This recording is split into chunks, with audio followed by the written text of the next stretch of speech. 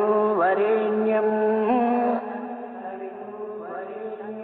భర్గో దేవస్య ధీమహి ధియో యో నః ప్రచోదయాత్.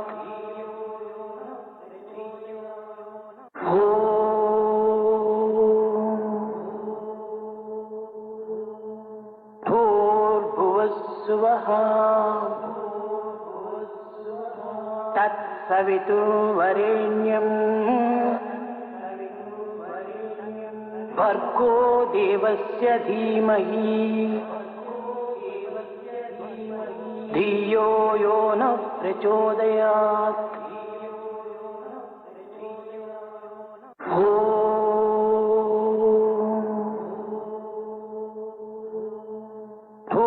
భూర్భువస్సువః తత్సవితుర్వరేణ్యం భర్గో దేవస్య ధీమహి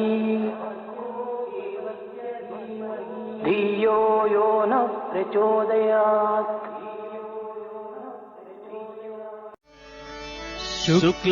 శుక్లాంబరధరం విష్ణుం శశివర్ణం చతుర్భుజం ప్రసన్నవదనం ధ్యాయేత్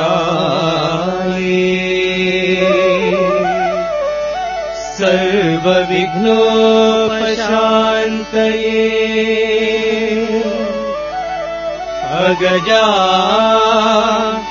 ఆనన పద్మార్కం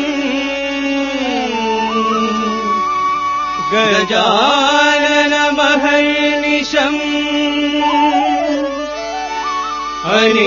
అనేకదంతం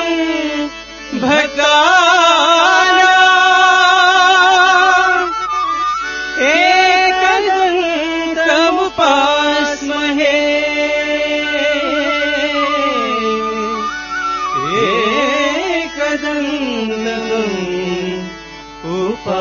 ఉపాస్మహే.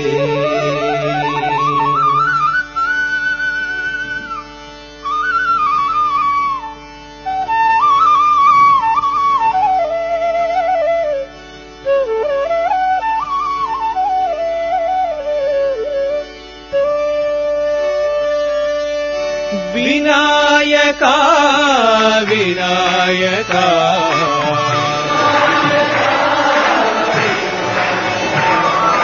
వినాయకా వినాయకా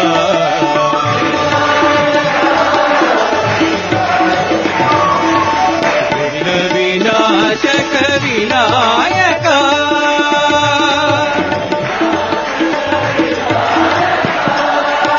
విఘ్న వినాశక వినాయకా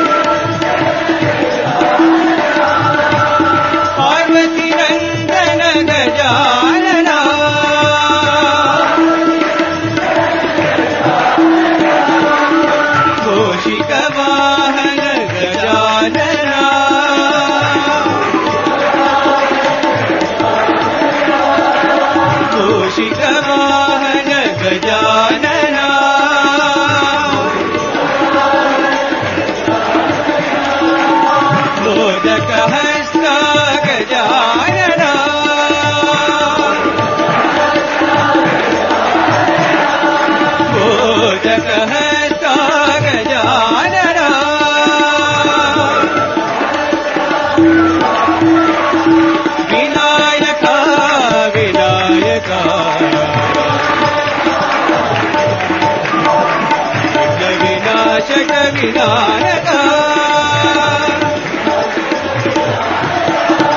గౌరీ నందన హే శివనందన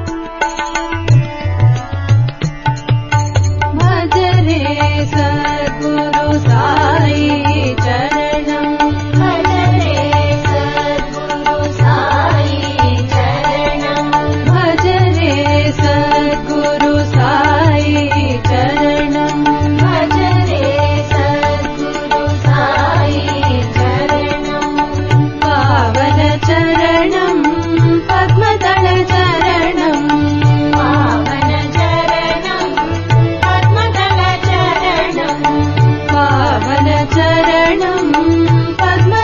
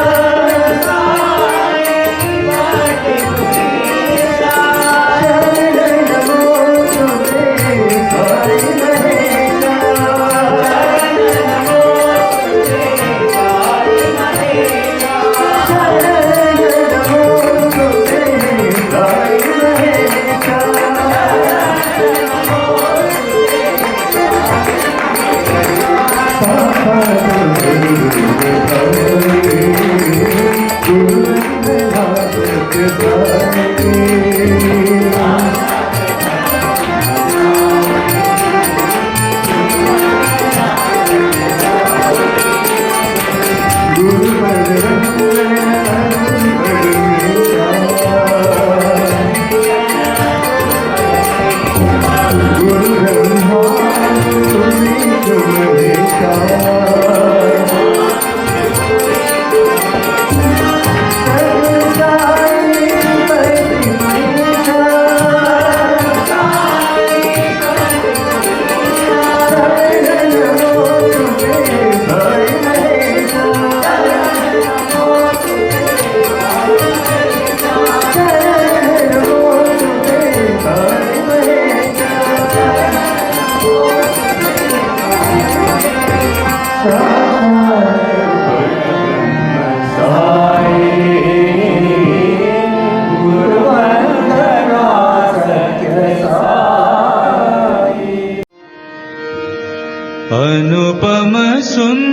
सुन्दर नन्द किशोरा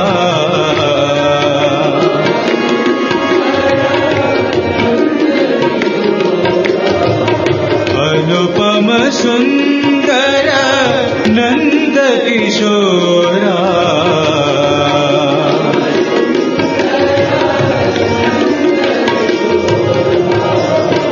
वृन्दावन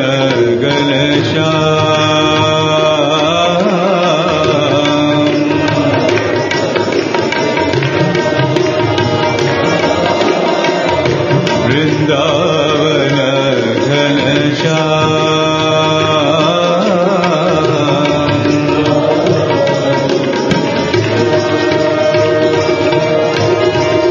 मुरली माधव राधे गोविंदा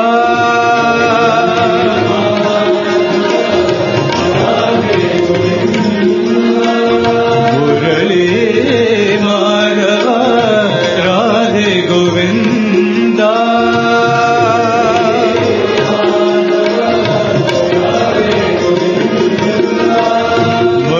मधुसूदन सत्य साई सुंदर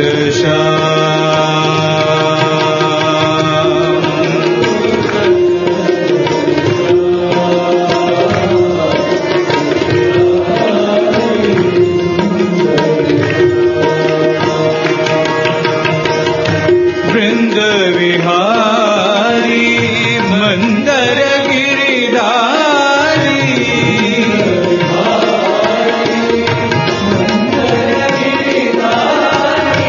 वृंद विहारी मंदर गिरिधारी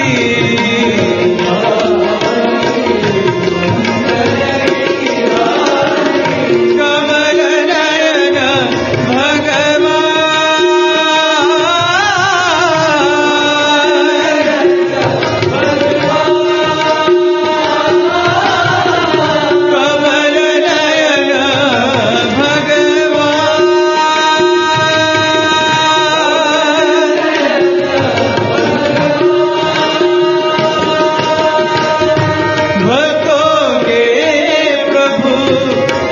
ईश्वर साई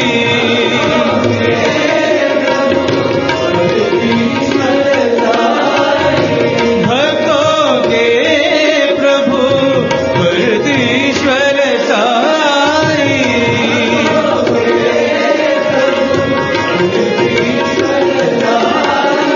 नटवर सुंदर श्याम सत्य साई सुंदर श्याम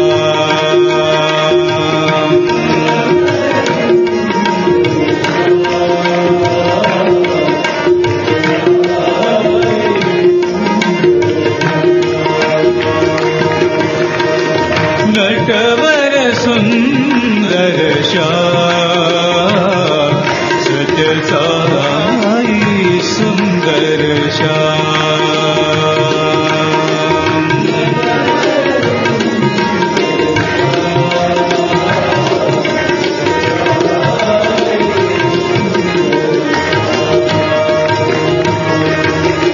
अनुपम सुंदर नंद किशोरा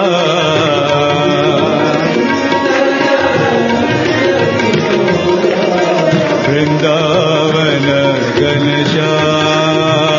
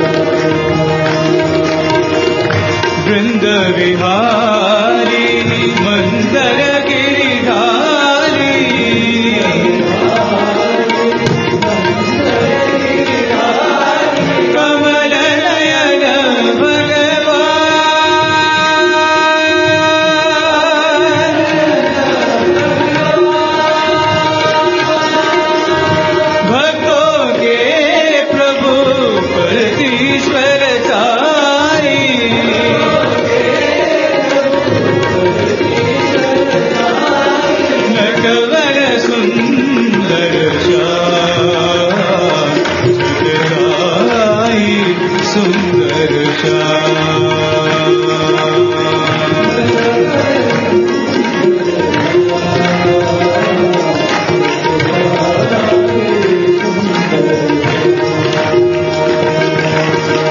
नटवर सुंदर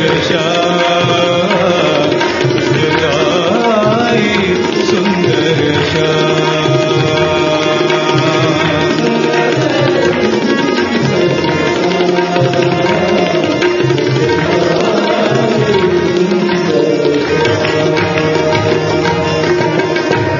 अनुपम सुंदर नंद किशोरा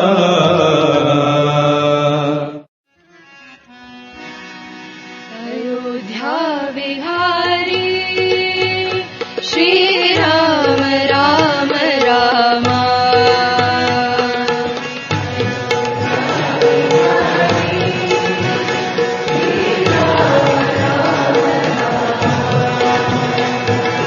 अयोध्या विहारी श्री राम राम रामा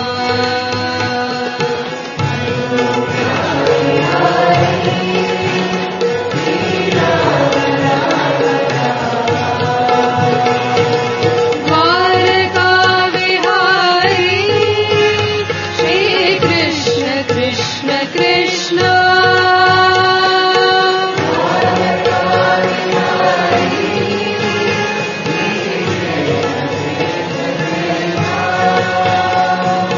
द्वारका विहारी श्री कृष्ण कृष्ण कृष्ण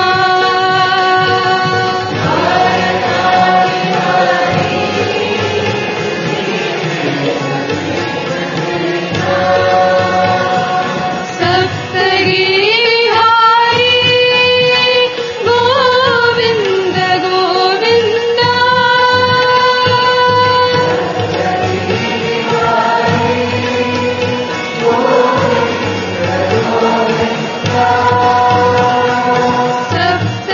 सप्तगिरिहारी गोविंद गोविंद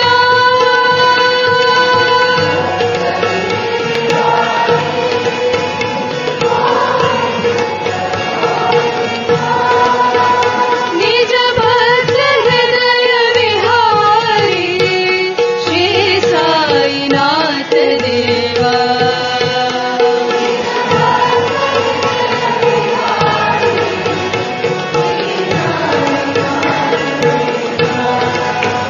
निज भक्त हृदय विहारी श्री साईनाथ देवा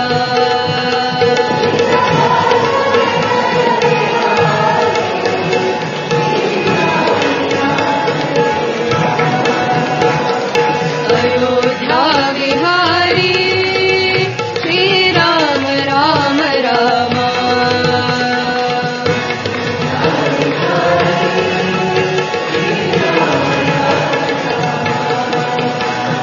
द्वारका विहारी श्री कृष्ण कृष्ण कृष्ण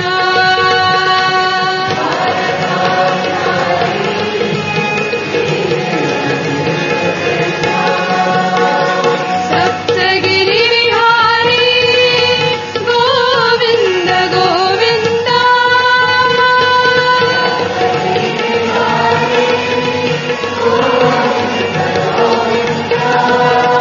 निज भक्त हृदय विहारी श्री साईनाथ देवा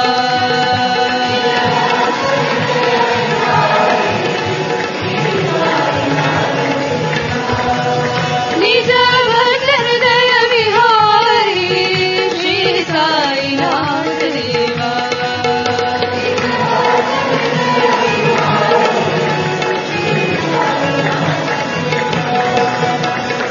अयोध्या विहारी श्री राम राम रामा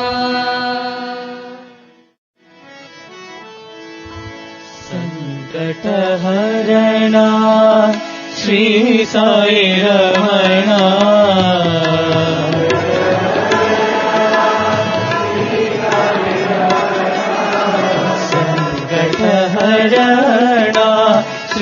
సాయి రమణ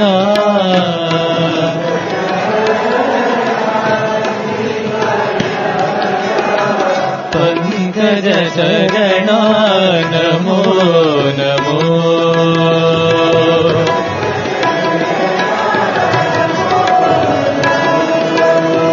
పంకజ చరణ నమో నమో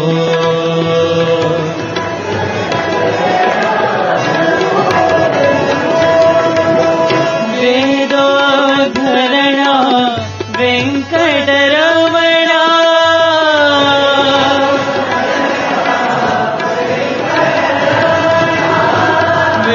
వేదోద్ధరణ వెంకటరమణ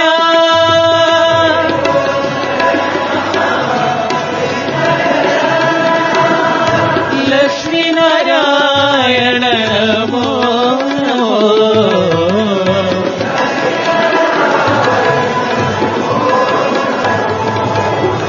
సాయి నారాయణ నమో నమో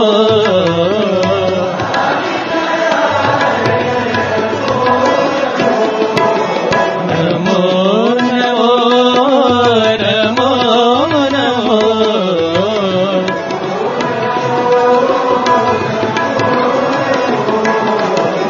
పంకజ చరణ నమో నమో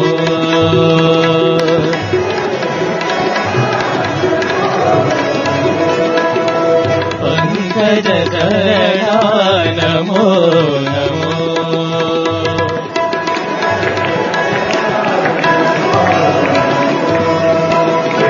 సంకటహరణ శ్రీ సాయి రమణ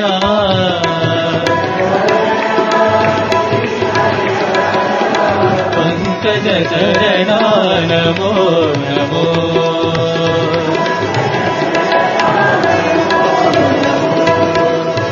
వేదోద్ధరణ వెంకటరమణ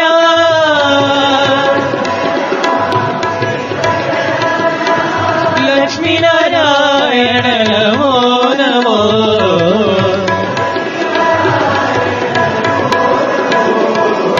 సాయి నారాయణ నమో నమో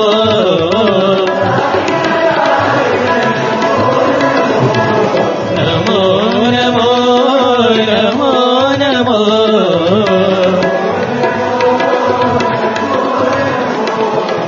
పంకజ చరణ నమో నమో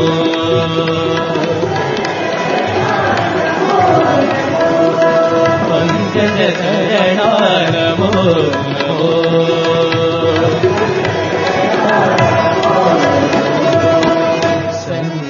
సంకటహరణ శ్రీ సాయి రమణ अल्लाह ईश्वर एक ही नाम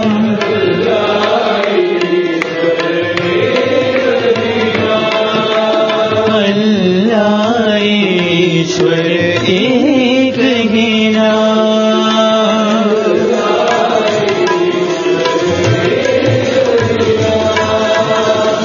भजरे मनवा बाबा ना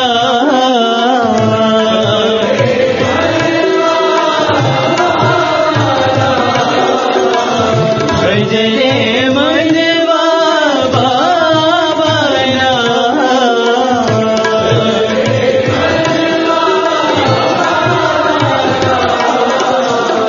अल्लाह ईश्वर एक ही नाम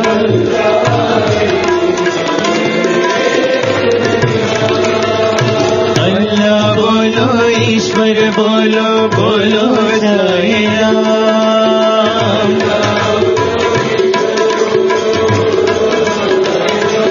अल्लाह बोलो ईश्वर बोलो बोलो जय राम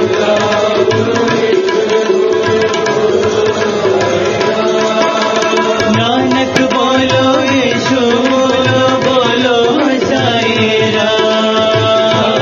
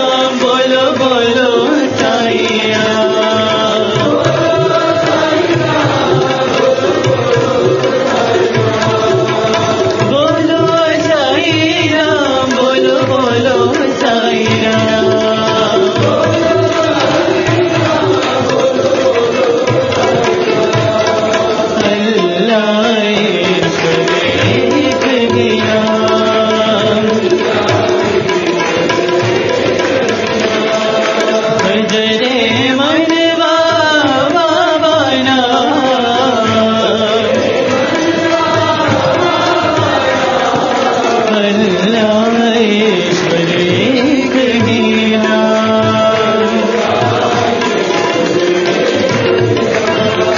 अल्लाह बोलो ईश्वर बोलो बोलो साई राम। नानक बोलो यीशु बोलो बोलो साई राम। गौतम बुद्ध महावीर बोलो बोलो साई राम। बोलो साई राम बोलो बोलो साई राम।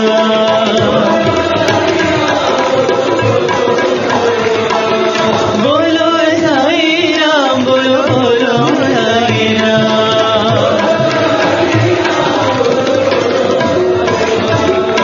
अल्लाह ईश्वर एक ही नाम। When I was growing up as a child, I was teased very often for being so distracted.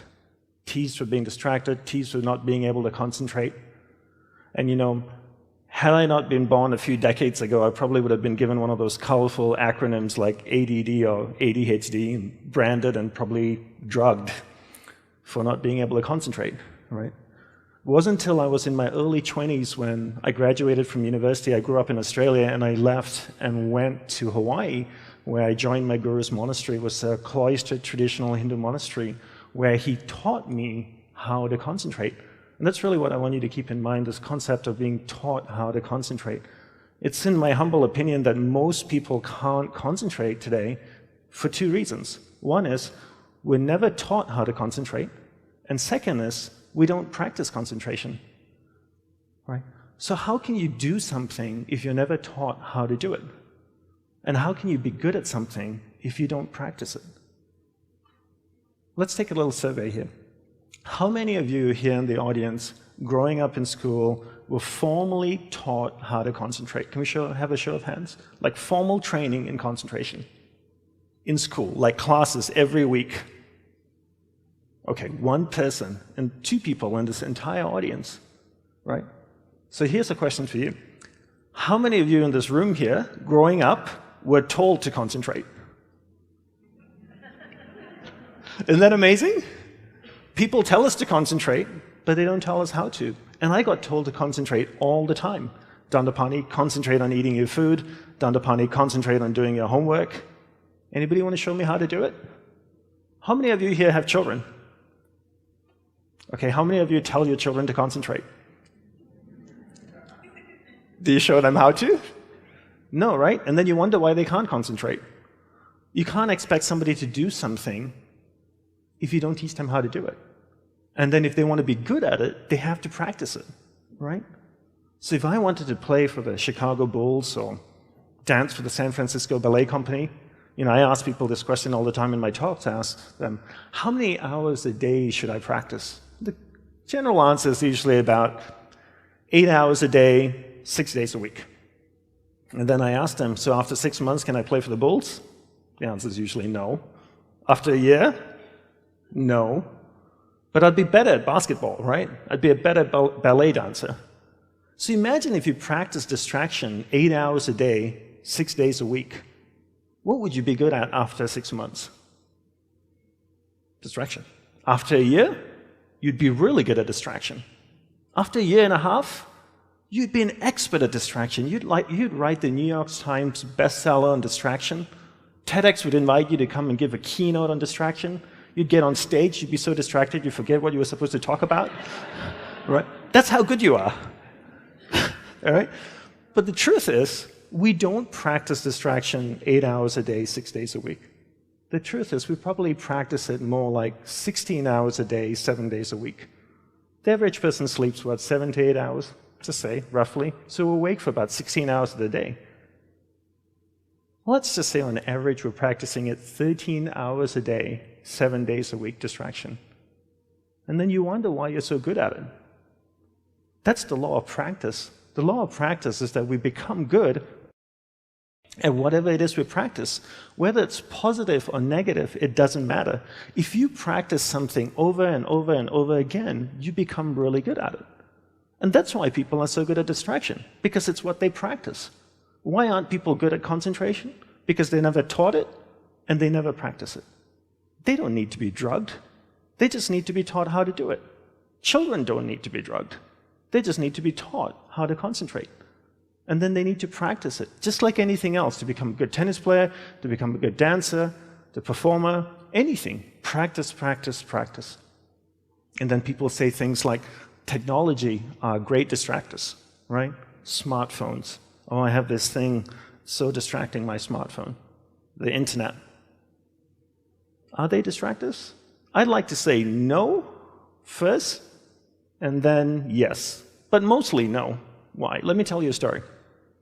So when I left Australia after university and went to Hawaii to be a monk, it was a very traditional monastery, so when you join a monastery like the one I did, you literally have to give everything up. Your family, your friends, everyone you know, everything you owned.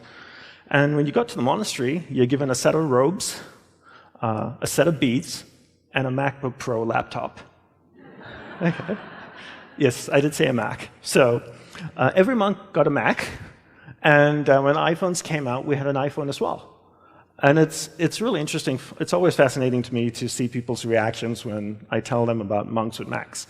You know, and I remember this lady once that came to visit the monastery, and she asked me a question, and I said to her, "Why don't you send me an email, and I could email you back a response my teacher wrote up, and it'll give you some nice insights." She looked at me kind of strangely and finally asked, "Is it okay for monks to use email?" I said, "Of course it's okay for monks to use email, as long as there are no attachments."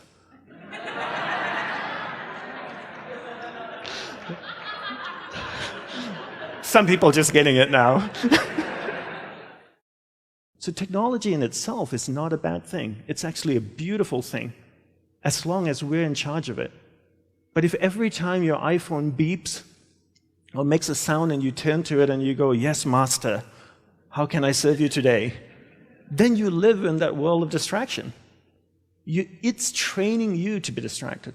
But if you actually use technology, then technology is not a bad thing. When I say yes earlier, that technology can be distracting, there are some aspects of technology that can be distracting. For example, in the Mac, you have notifications that drop down. But that's as easy as clicking on it and turning it off. Turning off those notifications and not responding, but choosing what you want to engage with. Right? So technology in itself is not a bad thing. The question is, do we choose to engage in it or not? So how do we become good at concentrating? We start by understanding the mind. Right? All of us have a mind. It's the most powerful tool in the world. It built a smartphone. It's put machines that drive itself on Mars. Yet there's no manual for the mind. Right? When was the last time you saw a manual for the mind? Yet you buy a point-and-shoot camera whose only purpose and duty is to point and shoot. It comes with a 100-page manual. Right? Yet we have the most complex tool in the world, our mind, and there's no manual. So the first thing I learned when I went to the monastery was to learn how the mind works. Because once you know how the mind works, you can control it, and once you can control it, you can focus it. You can't focus or concentrate something you don't understand. So how does the mind work? From the monk's perspective, from the monk's experience of the mind, there's two things that you need to understand. One is there's awareness, and one is the mind. So I'll take a few moments to explain this to you and share what they are. So imagine awareness as a glowing ball of light, like an orb that can float around. Okay, so that's awareness. Now imagine your mind as a vast space, vast area with many different sections within it. One area of the mind is anger, jealousy, food, sex, happiness, joy, science, art. And this glowing ball of light called awareness can travel within the mind, and it can go to any area of the mind it wants to go to. And when it goes to a particular area of the mind, it lights up that area. When it lights up that area of the mind, you become conscious of it. So to give you an example, your friend invites you to go see a movie, for example, okay? Hey, Doug, do you want to go see Mission Impossible 16? Sure, let's go. Okay, so you go to the theater, you're watching, you sit down, the lights are all on, you're chatting with your friend, the lights dim, the movie starts. And if it's a really great director or producer, he or she can take your awareness to any area of the mind they want you to go to, right? They can take you to a sad area of mind, to a happy area of the mind. The movie can get really exciting, thrilling, suspenseful, scary. And it's 90 minutes later, you see 2 words on the screen and it says, the end. And you turn to your friend and you go like, wow, that was an amazing movie. But you paid $13 or $14 or $15 or whatever it is to allow the director to take your awareness to different areas of the mind. And this happens on a daily basis. Each day we allow someone or something throughout the day to take our awareness from one area of the mind to another. When we allow a person or something to do that, we're being distracted. The art of concentration is the art of keeping awareness, that ball of light, on one thing for an extended period of time. Every time that ball of light drifts away, we bring it back. It drifts away again, we bring it back, right? So that's the theory. You have awareness and you have the mind. You are not the mind. When people say my mind wanders all the time, technically that's a false statement. What wanders is your awareness. Your awareness is moving within your mind. So that's the theory of it. So let's do a simple little practical exercise to see if this actually works or it's just some monk voodoo talk, okay? So for that, I need audience participation. I need all of you to sit up straight in your chair, okay? So if you have anything in your lap or hand, just place it down on the ground. Sit up straight in your chair with your spine straight. If you're leaning back, just sit forward a little bit. I want you to close your eyes, take a slow, deep breath in, and I want you to become aware of the room. Become aware of the chair that you're sitting on. Become aware of any sounds you might hear, the sound of my voice, the humming of the projector or air conditioning. Now I want you to become aware of the most recent wedding that you attended. Do you remember whose wedding it was? Who was getting married? Did you approve of the marriage? Try and think everything you can about the wedding. Did you go by yourself? Did you go with your family? Was it a large wedding, hundreds of people, or was it small and intimate with maybe 20, 30 people? How was the food? Was it good? Was there alcohol? Did you drink a lot? Do you even remember how much you drank? Do you remember what the bride was wearing? Did she make a good choice? Now I want you to remember the most recent holiday that you went on, the most recent vacation that you went on. Do you remember where it was? And what kind of vacation was it anyway? Was it a yoga retreat? Was it a wellness trip? Was it educational? Was it adventure? How long did you go for? What was the weather like over there? Try and think everything you can about this vacation. Did you spend a lot of money? How was the food? Spicy, bland, bad? Did you get sick eating the food? Now your eyes are still closed. I want you to become aware of the room again. Become aware of the chair that you're sitting on, the sound of my voice, humming of the air conditioner or projector. Now slowly open your eyes and settle back in your seats again. Okay, that was a very simple exercise to prove 2 things to you. One is there's a clear separation between awareness and the mind. And second is you can actually take your awareness and move it to any area of the mind that you want it to go to. Because you just allowed me to do that. I took your awareness from this room, becoming aware of this chair that you're sitting on, the sound of my voice, the air conditioning, the projector, and you went to the wedding area of the mind. And the longer you stayed there, the more you thought about the wedding. How do I know you were thinking about it? Because I had my eyes open, and when I asked you a question like, did the bride make a bad choice? Some of you were like, with a dress? Yes. So I knew you were thinking about the wedding, right? And then you went from the wedding area of the mind, and you traveled all the way to the vacation area of the mind, and you stayed there, and while you were in the vacation area of the mind, you weren't thinking about the wedding or about the room.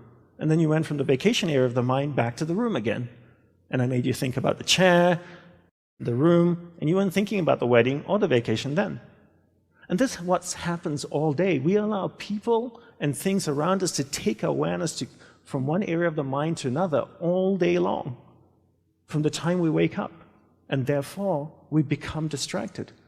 To be concentrated is to be able to keep your awareness on one thing for an extended period of time. How do we practice this?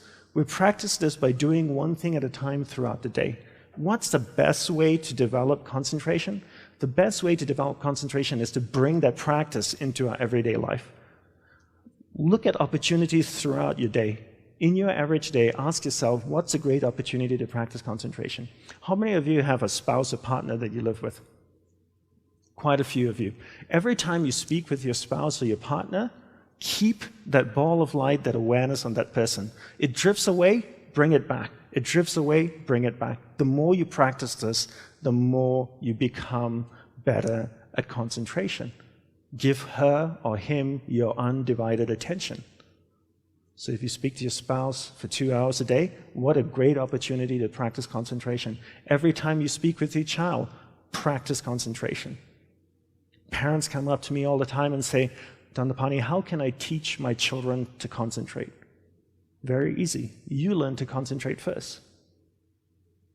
You know, there's an old saying that goes, monkey sees, monkey do, you know. And if you can't concentrate, you can't expect your child to concentrate. And if you don't teach your children how to concentrate, how can they possibly learn how to concentrate? They can't. The benefits of concentration are endless, right? When you're able to concentrate, you're able to focus all your energy into a single given point. Life is a manifestation of where your energy is flowing. And if you can't concentrate your energy, the things that you want to manifest in your life becomes very, very challenging. So learn to concentrate by doing one thing at a time. Bring this practice into everything that you do throughout the day. Make it a part of your life. Practice, practice, practice. Keep bringing awareness back and keep it focused on one thing at a time. Share this knowledge with your children. Be an example for them so they can grow up. Let's stop drugging our children and solve the simple problem by teaching them how to concentrate and helping them to practice concentration. Be unwavering in your focus. Proceed with confidence because life is meant to be lived joyously. And it all begins by learning how to concentrate and staying focused. Thank you very much, everyone. Om Jai Jagadish Hare Swami Sathya Sai Hare Bhaktajana Samrakshak Bhaktajana Samrakshak Bhakti Maheshwara Om Jai Jagadish Hare Shashi Bhagana Shri Kara Sarva Pranapati Swami Sarva Pranapati Ashrita Kalpaladita Ashrita Kalpaladita Apadvandava Om Jai Jagadish Hare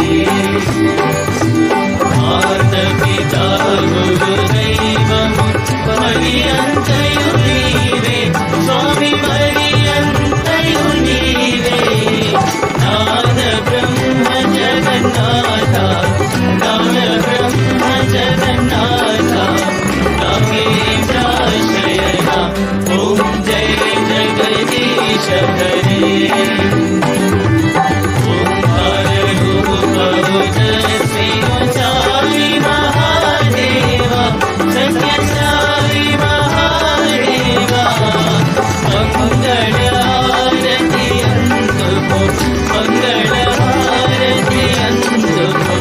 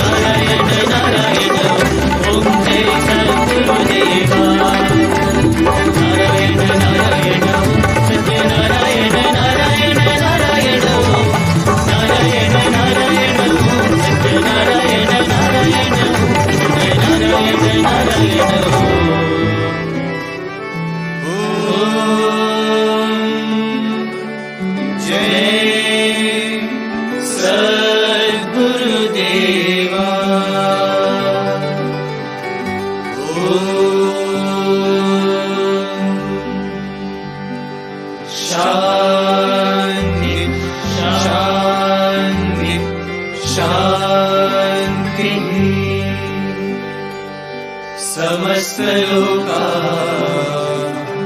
सुखिनो भवन्तु समस्तलोका सुखिनो भवन्तु समस्तलोका सुखिनो भवन्तु ॐ